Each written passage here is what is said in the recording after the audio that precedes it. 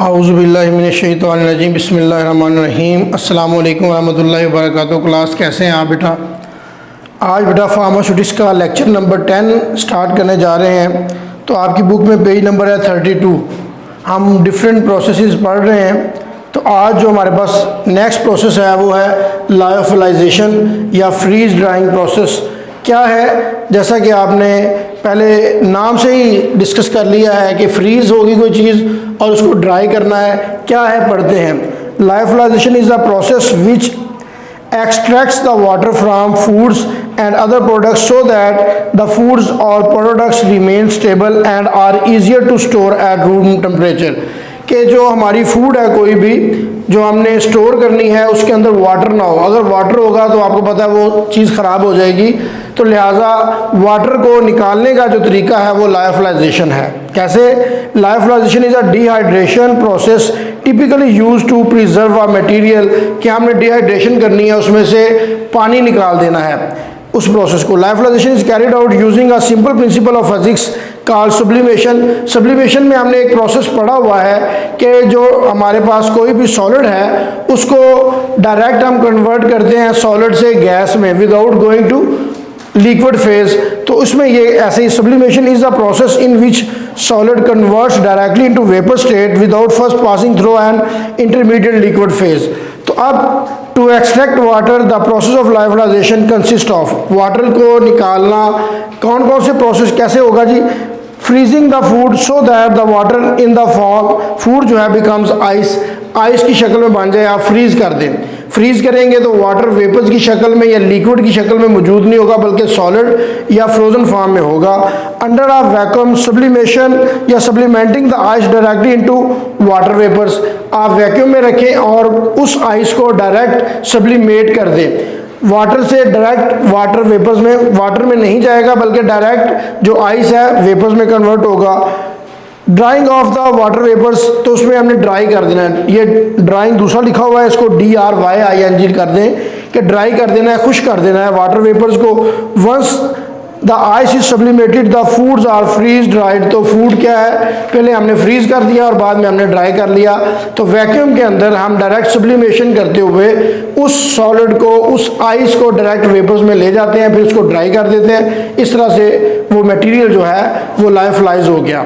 अब एप्लीकेशन कहाँ है? फार्मेसी में। Pharmaceutical companies often use freeze drying process to increase the shelf life of products such as vaccines and other injectables by removing the water from the material and sealing the material in a vial. The material can be easily preserved, stored and shipped. तो इससे फ़ायदा होता है कि उसकी storage बढ़ जाती है, उसको शिपिंग करने के लिए, मार्केटिंग करने के लिए और स्टोर करने के लिए उसका जो प्रोसेस है वो आसान हो जाता है। तो लायोफिलाइजेशन जो इंजेक्टेबल्स हैं ख़ास तौर पर और वैक्सीन्स वगैरह उनको स्टोर करने के लिए, उनको प्रिजर्व करने के लिए और उनकी मार्केटिंग या ट्रांसपोर्टेशन में ये हेल्पफुल होता है। आगे हमारे पास सब्लिमेशन, जैसे मैंने पहले डिस्कस किया अभी कि कोई सॉलिड है, इसको जब मेल्ट करते हैं तो आमतौर पर सॉलिड पहले लिक्विड फेज में जाता है। लिक्विड फेज में जब हम उसको हीट करते हैं तो वो वेपर्स में या गैस में जाता है। लेकिन सब्लिमेशन में क्या करते हैं कि सॉलिड को डायरेक्ट गैस में हम कन्वर्ट करते हैं। कैसे? आपकी बुक के ऊपर भी पिक्चर बनी हुई है, आप डायग्राम में देख सकते हैं। The process of changing from a solid to a gas without passing through an intermediate liquid phase. Sublimation is a technique used by chemists to purify compounds. Dry ice is solid carbon dioxide। जो हमारे पास dry ice होती है, dry ice वो क्या है, हमारे पास carbon dioxide की क्या फॉर्म है? सॉलिड फॉर्म है।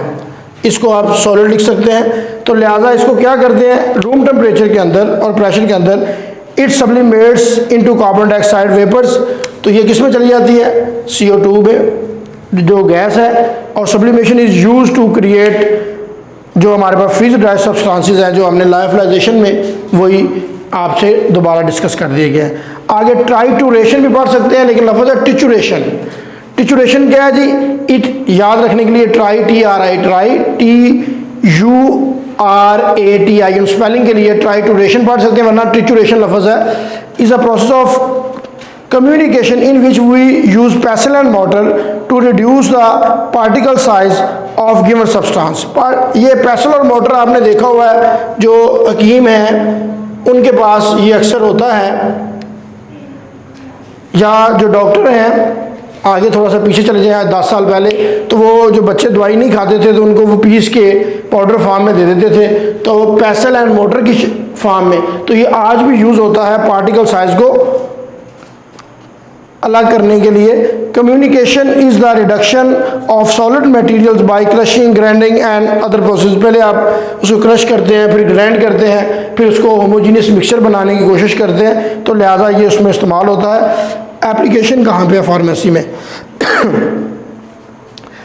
टिचुरेशन is use to reduce the size of different substances. बड़ा साइज है उसको आप टिचुरेट कर सकते हैं। Trituration is use for the mixing of different pharmaceutical components. Different चीज़ों को इसमें डालें, इसमें डालने के बाद उसको टिचुरेट कर सकते हैं, मिक्स कर सकते हैं। Trituration is use in the formation of creams, lotions और ऑइंटमेंट्स बनाने के लिए, मिक्सिंग के लिए और उनको मिलाने के लिए, क्रीम्स वगैरह लोशन को। Trituration is use in dispensing of different drugs. जो डिफरेंट ड्रग्स हैं उनको डिस्पेंस करने के लिए भी इस्तेमाल किया जाता है। तो आज हमने जो 3 प्रोसेस पढ़े हैं, हमने लायोफिलाइजेशन पढ़ा है, हमने सब्लिमेशन पढ़ा है, उसके बाद हमने टिचुरेशन पढ़ा है। ये तीनों प्रोसेस जो है फार्मा इंडस्ट्री में इस्तेमाल होते हैं। अब हम हिस्ट्री की बात करते हैं। हर चीज़ की कोई ना कोई हिस्ट्री होती है। तो आज हमारे पास जो टॉपिक है next, history of pharmacy. Pharmacy की क्या हिस्ट्री है और मुसलमान साइंसदानों ने या मुसलमानों ने इसमें क्या कंट्रीब्यूशन दी है, आज हम डिस्कस करते हैं। Pharmacy is a word derived from Greek word pharmakon which means drug और medicine. Interest in medicines has been almost universal and constant since the beginning of man.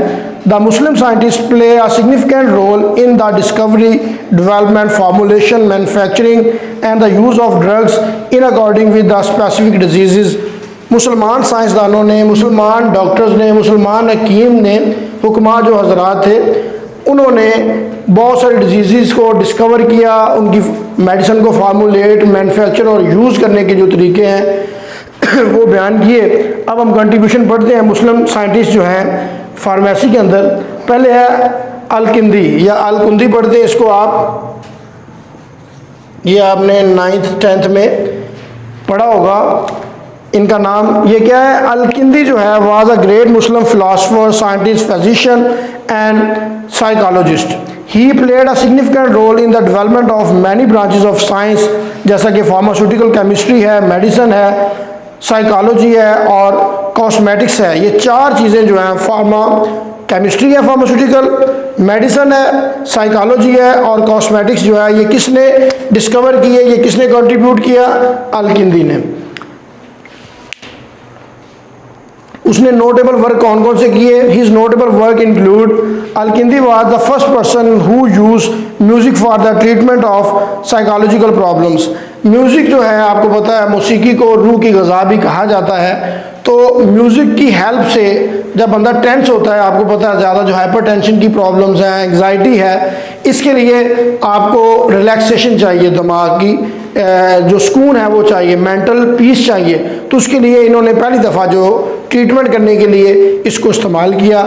He describes the isolation या separation process of alcohol to form pure wine. Wine बनाना, alcohol को अलग करके pure form में जो alcohol है इसको अगर आप निकाल दें तो जो आपकी वाइन है वो प्योर हो जाती है। He describes in detail regarding cosmetics formulation. जितनी भी कॉस्मेटिक्स हैं यूज़ हो रही हैं, कॉस्मेटिक्स में आप क्रीम्स हैं, हमारे पास परफ्यूम्स हैं, कुछ भी चीज़ें हैं हमारे पास, फेस वाशेज़ आजकल डिफरेंट फॉर्म में नई नई टेक्निक्स आ गई हैं, नई नई जो मॉडर्न प्रोडक्ट्स आ गई हैं। तो इसकी जो स्टार्ट है वो भी अल-किंदी ने की कॉस्मेटिक्स में। ही डिस्क्राइब्स द एपिलेप्सी। आपको पता है एपिलेप्सी एक डिजीज़ है, तो ये भी इसने डिटेल में डिस्क्राइब की। He describe how to make perfumes, और इसने बताया कि परफ्यूम्स कैसे बना सकते हैं। जो खुशबुआत हैं, अतरियात हैं, ये परफ्यूम जो हैं जो आजकल हमारी पास होते हैं हमारे घरों में, तो ये भी स्टार्ट करने वाले का नाम अल-किंदी है। उसके बाद है इब्न अल-नफीस।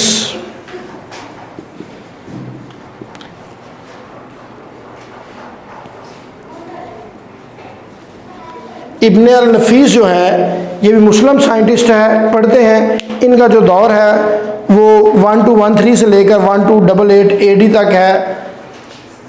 इब्न Nafis was the one of the greatest physician, anatomist, psychologist, sociologist, pharmacologist and Islamic scholar of his time.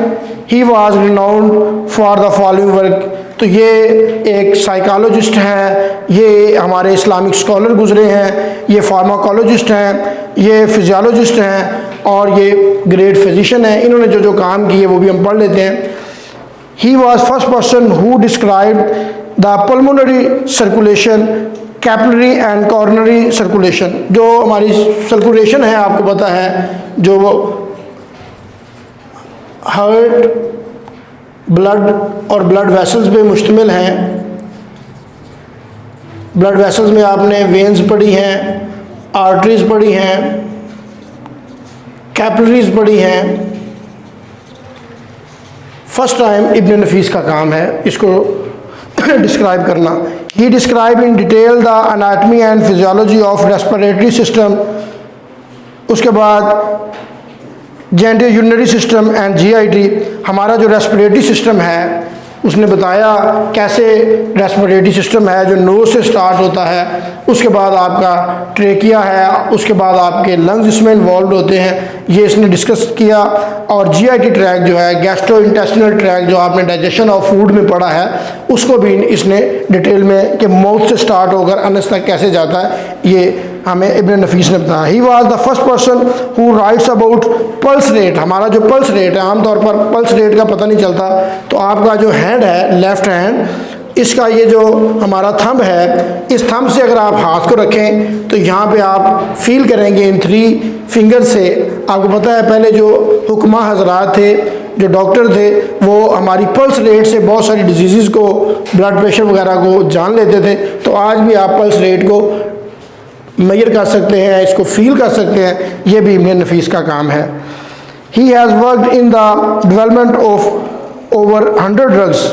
इन्होंने 100 ड्रग्स के करीब काम किया, इन्होंने उनके बारे में लिखा।